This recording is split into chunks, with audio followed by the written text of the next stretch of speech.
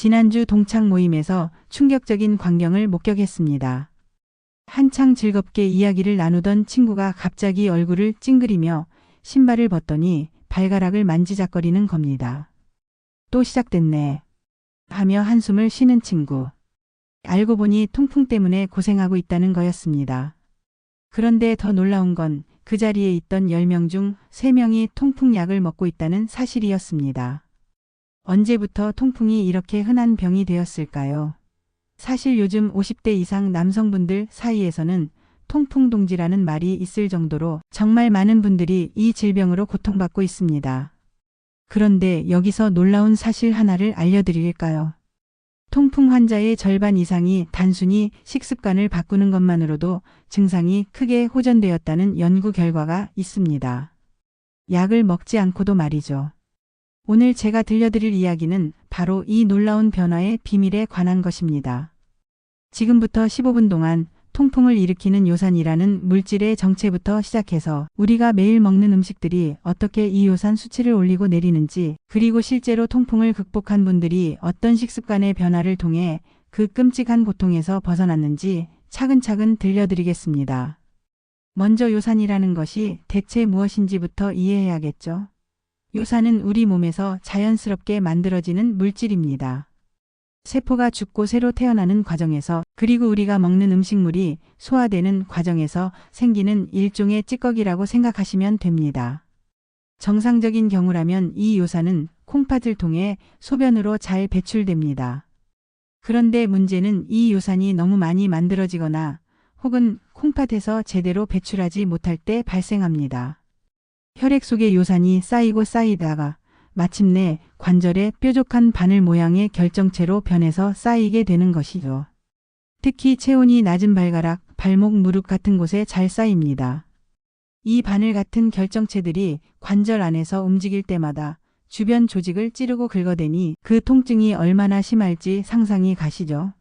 실제로 통풍 발작을 경험한 분들은 출산의 고통보다 더 아프다, 차라리 발가락을 잘라내고 싶을 정도다라고 표현하실 정도입니다.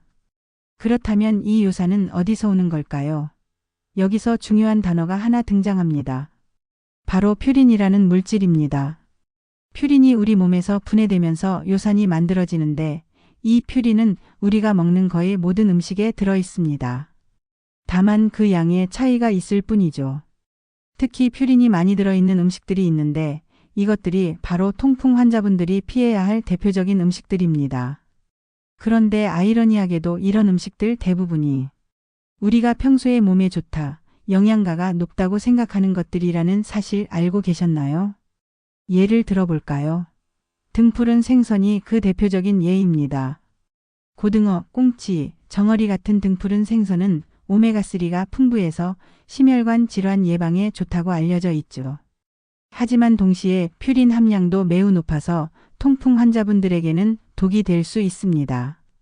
더 놀라운 것은 내장류입니다. 간, 콩팥, 곱창 같은 내장은 퓨린 덩어리라고 해도 과언이 아닙니다. 술안주로 곱창에 소주 한 잔, 많은 분들이 좋아하시는 조합이죠. 하지만 이것이야말로 통풍을 부르는 최악의 조합입니다. 그런데 여기서 잠깐 술 이야기가 나왔으니 반드시 짚고 넘어가야 할 것이 있습니다. 많은 분들이 맥주만 피하면 된다고 생각하시는데 이것은 큰 오해입니다. 물론 맥주가 가장 나쁜 것은 맞습니다. 맥주는 퓨린도 많이 들어있고 알코올 자체가 요산 배출을 방해하기 때문에 이중으로 해롭습니다. 하지만 소주, 양주, 와인도 결코 안전하지 않습니다. 알코올은 종류와 상관없이 우리 몸에서 요산이 만들어지는 것을 촉진하고 동시에 콩팥에서 요산을 내보내는 것을 방해합니다.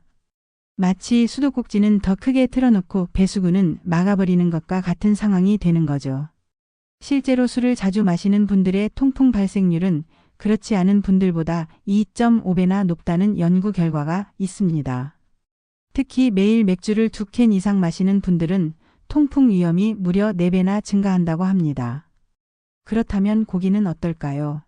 소고기, 돼지고기 같은 붉은 고기도 퓨린이 상당히 많이 들어 있습니다. 특히 우리나라 분들이 좋아하는 삼겹살, 갈비 같은 부위는 지방까지 많아서 더욱 좋지 않습니다. 지방이 많은 음식은 요산 배출을 방해하거든요. 여기까지 들으시면서 그럼 도대체 뭘 먹고 살라는 거야? 라고 생각하실 수도 있습니다. 맛있는 것은 다 못 먹는다는 말인가 싶으실 겁니다. 하지만 걱정하지 마세요. 지금부터는 통풍 환자분들도 마음 놓고 드실 수 있는, 아니 오히려 적극적으로 드셔야 하는 음식들에 대해 말씀드리겠습니다.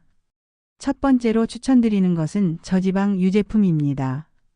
우유, 요구르트, 치즈 같은 유제품은 퓨린 함량이 낮을 뿐만 아니라 오히려 요산 배출을 도와주는 효과가 있습니다. 특히 저지방 우유를 하루에 한두 잔씩 꾸준히 마시면 통풍 발생 위험이 40% 이상 감소한다는 연구 결과도 있습니다. 두 번째는 채소입니다. 거의 모든 채소는 퓨린 함량이 낮고 비타민과 미네랄이 풍부해서 통풍 관리에 도움이 됩니다. 특히 샐러리, 오이, 당근 같은 채소는 수분 함량이 높아서 요산 배출을 돕습니다. 그런데 여기서 주의하실 점이 하나 있습니다.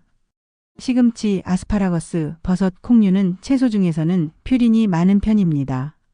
하지만 이것도 고기나 해산물에 비하면 훨씬 적은 양이고 채소에 들어있는 퓨린은 체내 흡수율이 낮아서 크게 걱정하실 필요는 없습니다.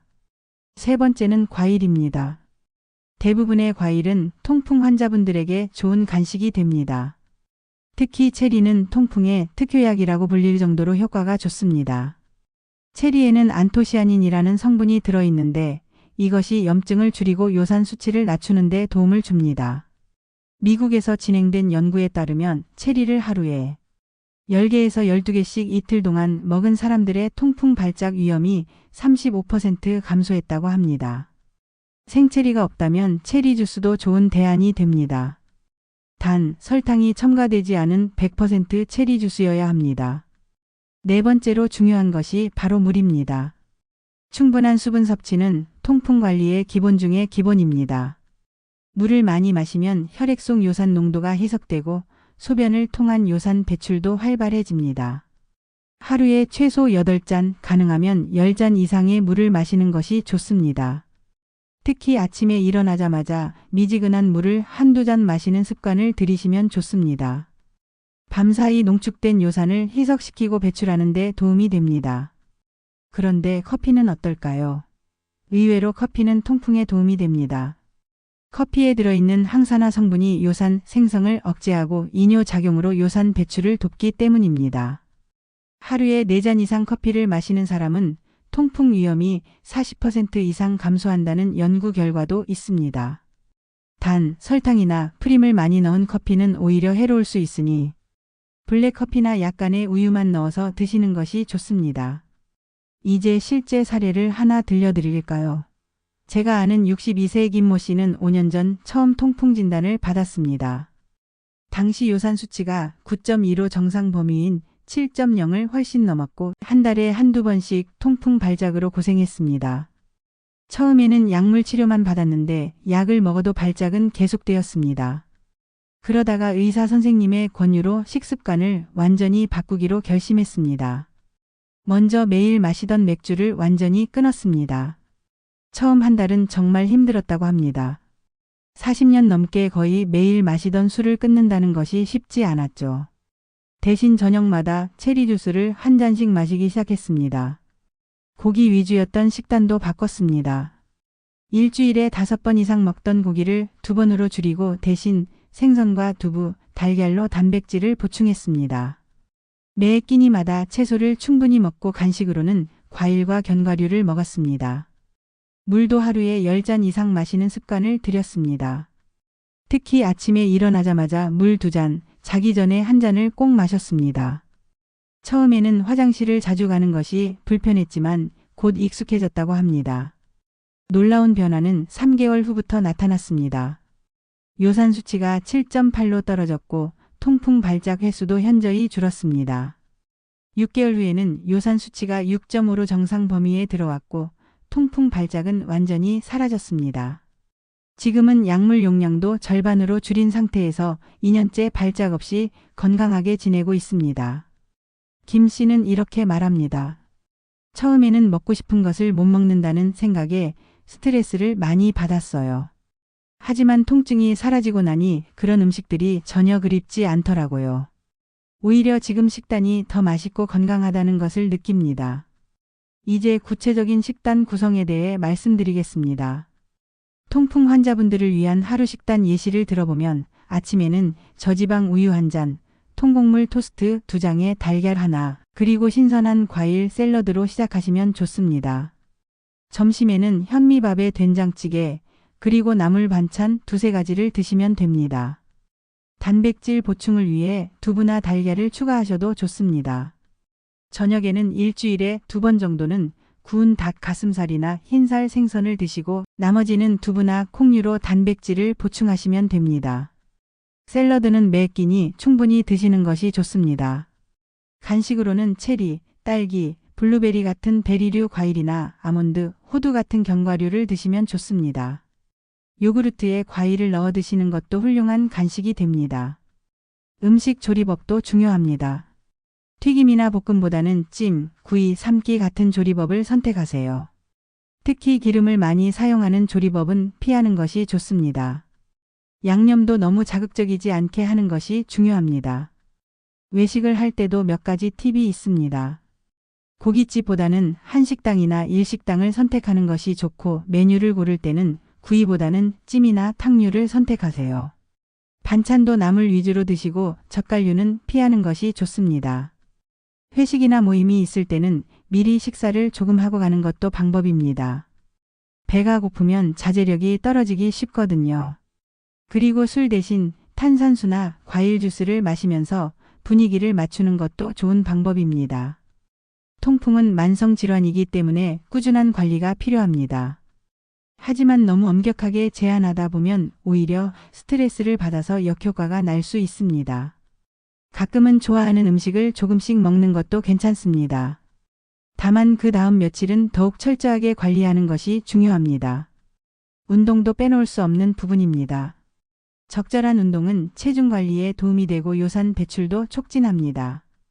하지만 너무 격렬한 운동은 오히려 요산 수치를 높일 수 있으니 주의하세요. 걷기, 수영, 자전거 타기 같은 유산소 운동을 하루 30분 정도 하는 것이 좋습니다. 체중 관리도 중요합니다. 비만은 통풍의 주요 위험 요인 중 하나입니다.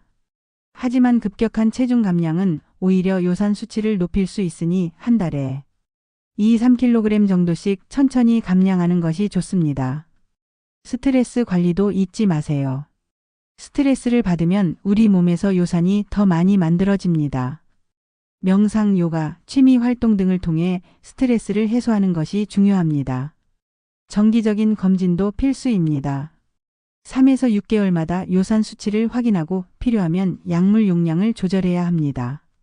또한 통풍은 고혈압, 당뇨, 고지혈증 같은 다른 질환과 함께 오는 경우가 많으니 종합적인 건강관리가 필요합니다.